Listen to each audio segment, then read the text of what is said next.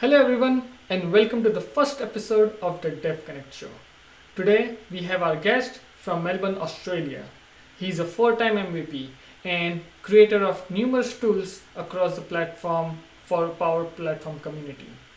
He is a guy who tries new technologies and then create tools on the new technologies and then share that knowledge with everyone in the community. Today, he is here with us to talk about his new tool called Dataverse Drivers for LinkPad. So let's come meet him.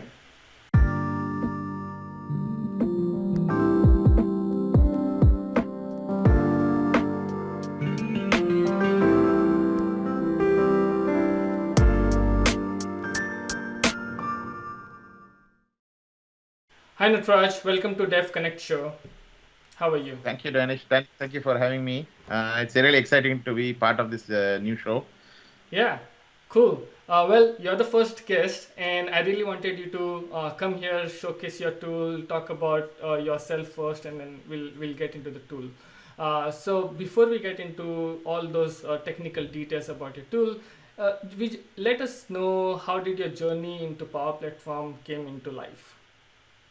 So I've been working so my introduction to Power Platform started with what we know as Dynamic CRM. So I was my first job was actually um, working as a VBA developer. So I started with the Excel VBS. That was my first job. I used to work in I came to Australia to study. So I like any international student used to work in dishwasher, like the kitchen hand, and then like a service station attendant, so those kind of jobs.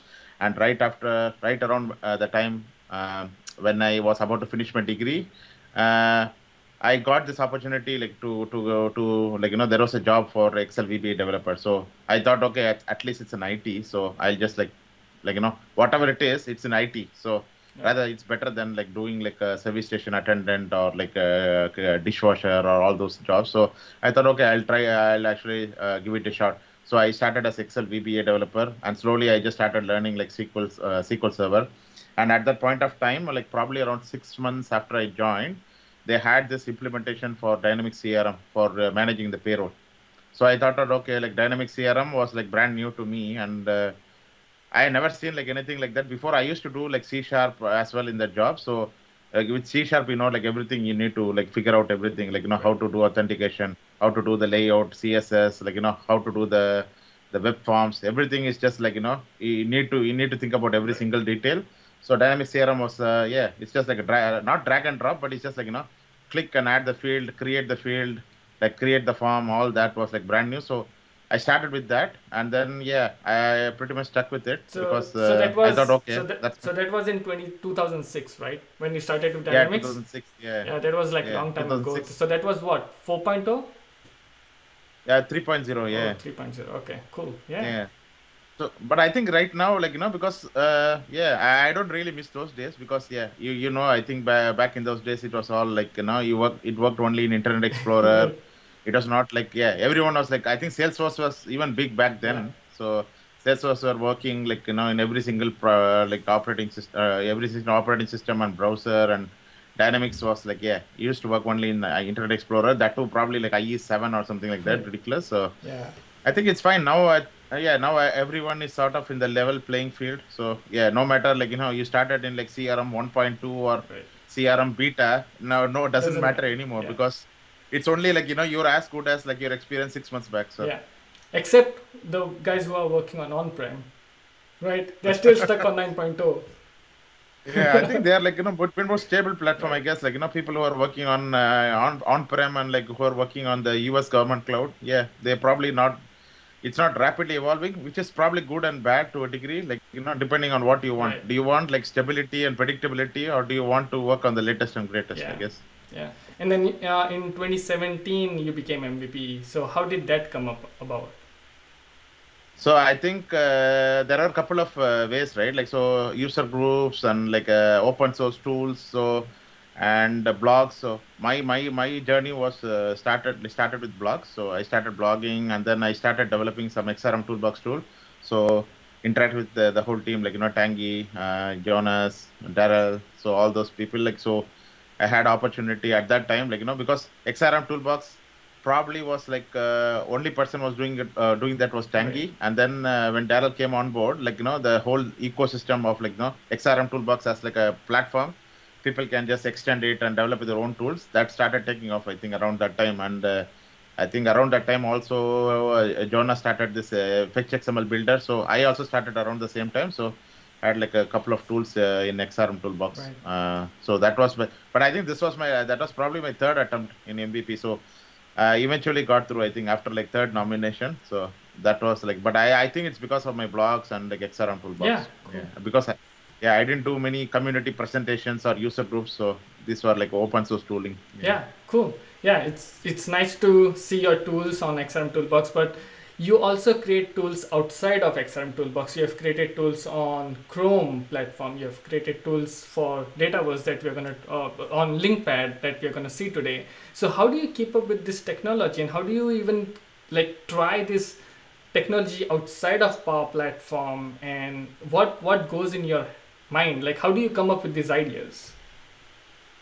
Yeah, but I think like they say, like there is no original idea. There is a saying, there is no original idea. You just basically extend something that is already out there. So this is not a original idea anyway. Like even if you take the Chrome extension, there was an extension from I think the name beats me, but I think there was an extension from Sonoma Partners where they actually had the whole sort of extension inside the DevTools.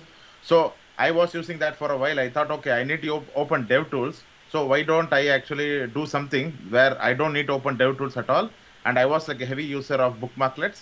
So I thought I just combined both together. Like, I want to use some bookmarklets like capability, and I want something as an extension as well. So I fused both together. So that was how the level up came about.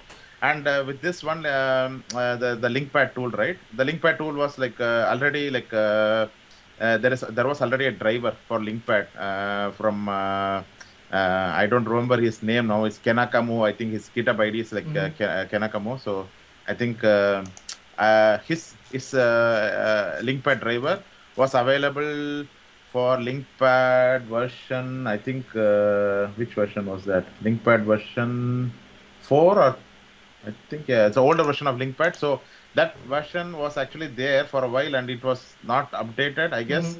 I submitted some pull request for it, and after a while, like I had a own version that I was using for my own oh yeah, linkpad 5. Now I opened it, linkpad 5. So there was a driver for linkpad 5, web API driver and soap driver.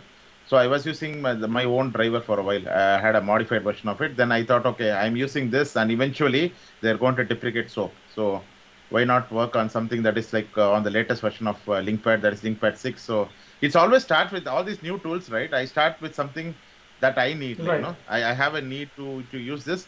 So there are a couple of ways to learn, like you learn the technology for the learn of for the sake of technology. Like you want to learn graph API because Right. like I saw some tweets about graph API, I want to learn it. I think rather than that, like the best way to learn is probably like some need for you. Like you have a need. Like for me, I'm like I really love linkpad, so I have a need to keep using linkpad. So I need to figure out a way to keep using this so that I don't lose that driver. Right.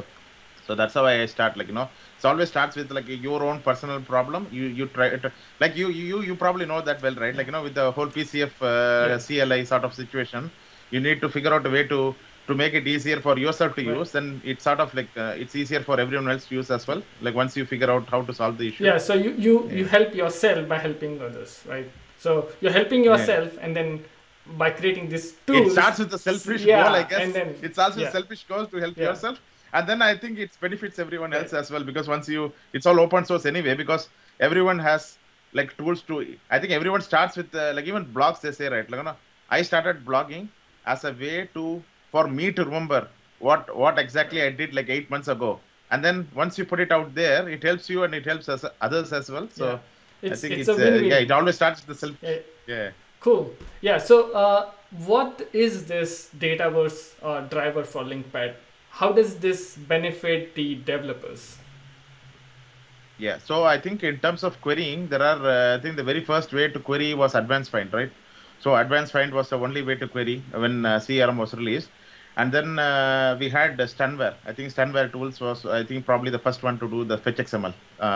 Like, you had the fetch XML composer, the query composer, and then Stunware was like probably like not. I think it just like slowly, just like, because it was open source and it was free, and after a while it just stopped like being maintained. So then fetch XML builder came about, and then people could compose fetch XML queries, and like, now it's like, you can compose a fetch XML query. You can compile that fetch XML query into C# or JavaScript.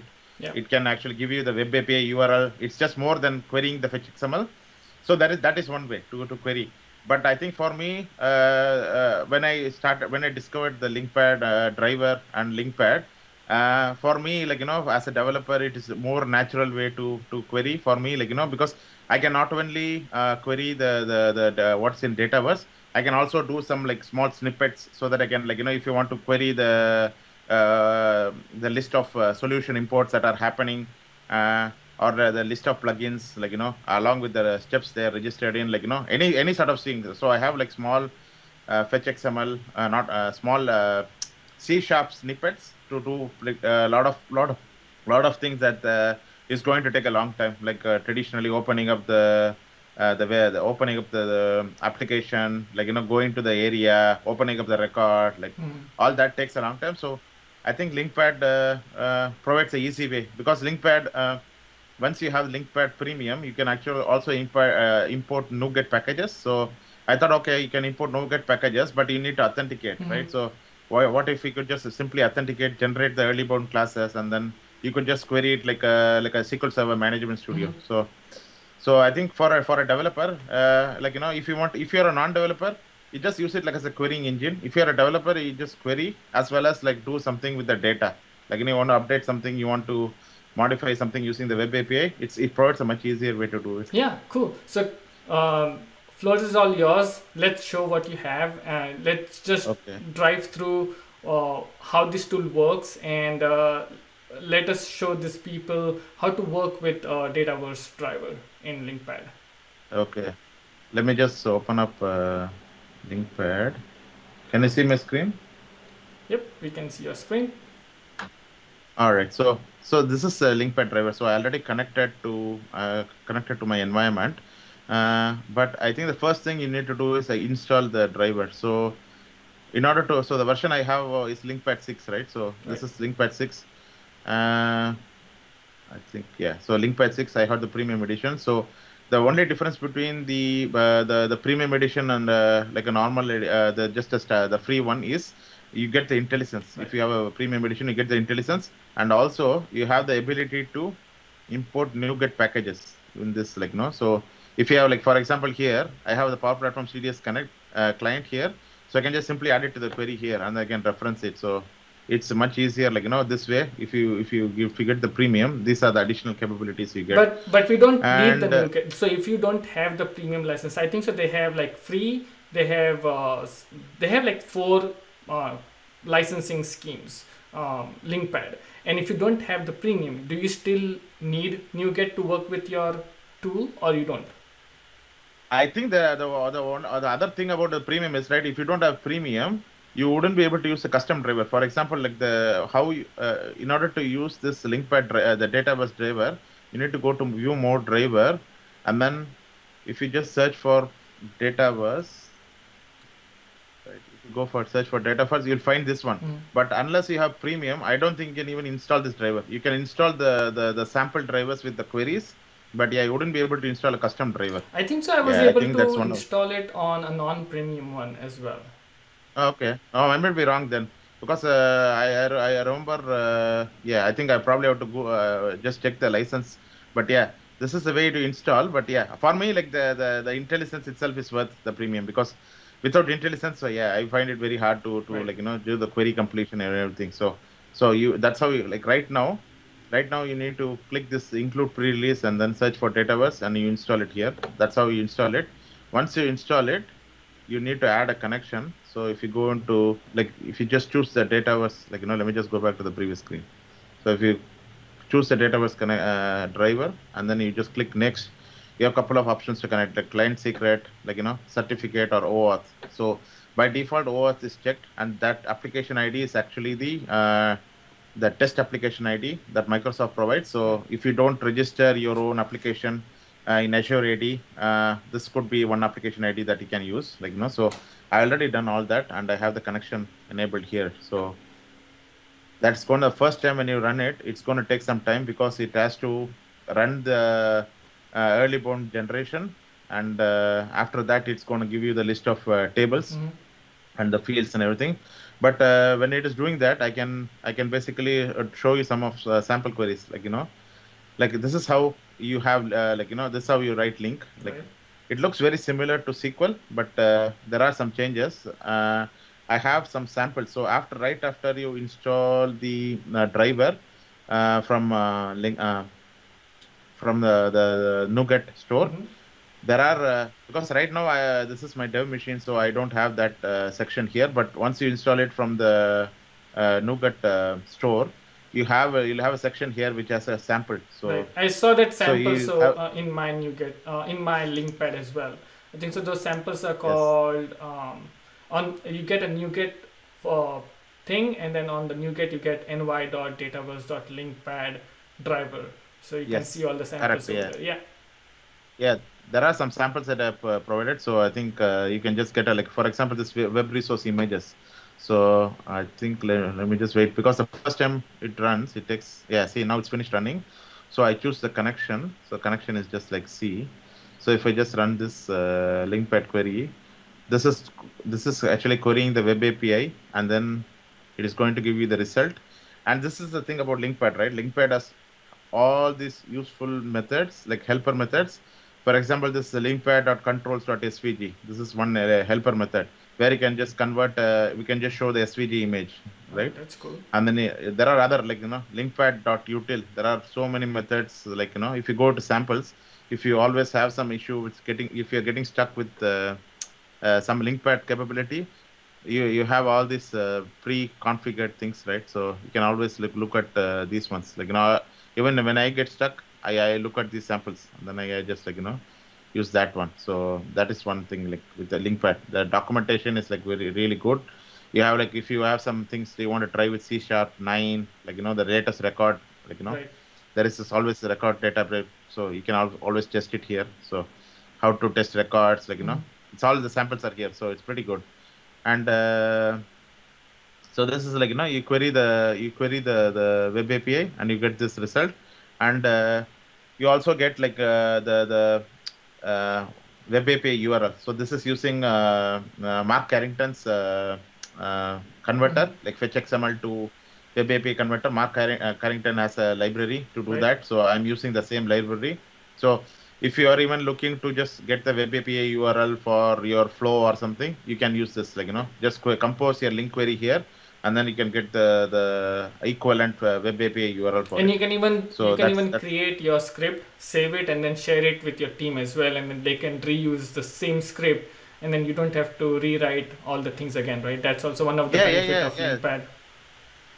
Yes, well, I think the biggest, I think for me, the ability to, it's already authenticated, and I just can basically use it like a SQL management studio, SQL Server management studio. So I just I always have some queries to check, like what are the latest. For example, some things I do, if there is any, because Microsoft installs like updates on the background, so I have some queries to just check what are the latest solutions that they installed, like last week, or like what are the PCFs, this is just querying the list of PCF controls in the environment. So like this is there is like a Teams dialer, recording, widget control, whatever, some things might not be even visible, so you just can just see what's happening, what's happening on your environment, Right. because this is hidden, this virtual this particular control is hidden. So you can query the environment because have access to web API. So Right. so that's you don't have any, there's no limit to what you can do, because you have access to web API. So if you want to check the status of the solution import, or if you want to check the list of PCF components in there, or you want to update some things, so whatever you want to do, you want to use that to bulk insert some records for testing, yeah, you can do whatever you want to with it. So Yeah. are there any plans to make this, right now it is in pre-release, so are there any plans to make it full release? Is it still in beta mode? How is the release? So right now it's in alpha, right? So the reason it's in alpha is because the library, the Power Platform CDS client is still in alpha. So I have it in alpha as well because until they make it non-alpha, I was planning to just keep it in alpha as well. So may just stop the screen share because I think that is the part where just stop the screen share. Yeah. So if you go into Power Platform CDS client, let me just like search that. And I think if you have screen share, you can probably show that Power Platform CDS client is still in alpha. So I think as of last week, they want to make it non-alpha just for better visibility. So let me just go into Power Platform CDS client. Yeah, here. Let me just screen share again. Okay, so this is a repo, right? So this now they have updated the library. It's now called Dataverse Service Client. So library to connect with Web API. So Okay. so as of last week, like they initially this was alpha, right? So they are going to move it to non-alpha. It's still alpha, technically still alpha, but just because they want people to just discover this package easily, they want to make it as non-alpha. So I will Right. probably make it non-alpha as well. But But yeah, then it's they also renamed it to Dataverse.client. So are you gonna yeah. rename yours to from CDS to Dataverse as well, right?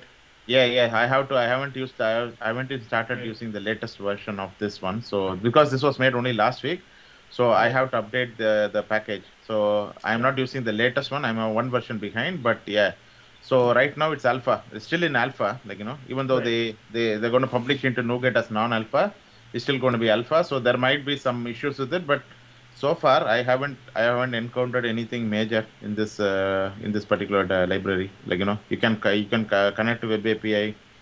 And Right. also one thing I forgot is the biggest one for me is like when you actually when you don't want to use this any of this, right? Like you can just basically use data was client, right? Mm-hmm. That's a CDS service client, right? So Right. that is basically the database client. So you have all these libraries, right? So Mm-hmm. like you don't want to use any of these, like you don't want to query anything. You basically want to use the client and you want to do some operations against the environment. You can use this Dataverse client and then you can do whatever you want to with it, right now. So Yeah. I, you have I all can this method. see. I can also see you have like connection display name and all the connection details as well. You have the get entity display name as well. That is a really nice method. So Yeah, yeah, yeah, I think it's so. a lot. Most of the required methods are already in there, so it makes your life easier. Yeah. So it's Dataverse client, right? So if you hover over it, it sees like it says CDS service client, but this should have been renamed now. It will be probably called like Right. Dataverse client or something. But yeah, it's an authenticated client. So now you have the access to the client. Then if you want to do anything with it, yeah, it's free to do. And also with the NuGet, right? Like once you like there is also this faker and everything. So if you want to insert some data for like testing and everything, so yeah, use Mm-hmm. faker. And then just bogus, yeah, this one. Yeah, I use bogus on testing for testing. Right. So you want to insert some data for testing and everything. Yeah, it's pretty much like very powerful. Like it's you have the authenticated client. Yeah, you don't need to remember anything because it's already connected. It's already connected. Right. So yeah, Yeah, just this is awesome. Well, one more question is if there are any issues, how can people report issues with the driver? so the driver. I think I have a repo for it. So if you search for, I think I think I already have it. So this is my GitHub handle. Right. And then if you search for repositories, I already have a Dataverse client here. Data, yeah, so Dataverse Linkpad driver. So So go you to can just put issues here. so go to your GitHub repository, search for Dataverse client, and that would be Dataverse Linkpad driver repository created for right. Yep, that's correct. Yeah. Awesome. So yeah, so that's you can if you have some pull request for this as well. Yeah, that's where you can report. And this is the driver right now. I was talking about that the driver that was for Linkpad 5. Mm-hmm. This was the driver. This was like one from Kanakamu. Yeah, I Yeah. think Kenichi. Yeah. This is the guy who actually wrote the original driver, Kenichiro. Yeah. So Yeah. I took inspiration from that. Yeah. So this is the driver I have now with so I have some documentation here. So like you can refer this like how to install the driver, like how to connect to your database environment. It's already like I have explained it all here. So Yeah. and this is the NuGet thing I was like talking about, where you have some samples. Right. So if you have some sort of fixes with the documentation or like you have some issues, you can report it here. Yeah. Yeah. Awesome. Well, And also SQL, right? So I forgot this one. Like if you want to, you have LinkPad and you want to equivalent fetch XML, you can also do that. Yeah. Some people will like, oh, yeah, because you want to take a fetch LinkPad link query, and then you want to paste the fetch XML inside fetch XML mhm. builder. Yeah, you can also do that. Oh, that's nice. Right. Yeah. And so just to confirm that your SQL tab in LinkPad is actually going to provide you with the fetch XML. Yeah, correct. So if I now go into this web resource images, right?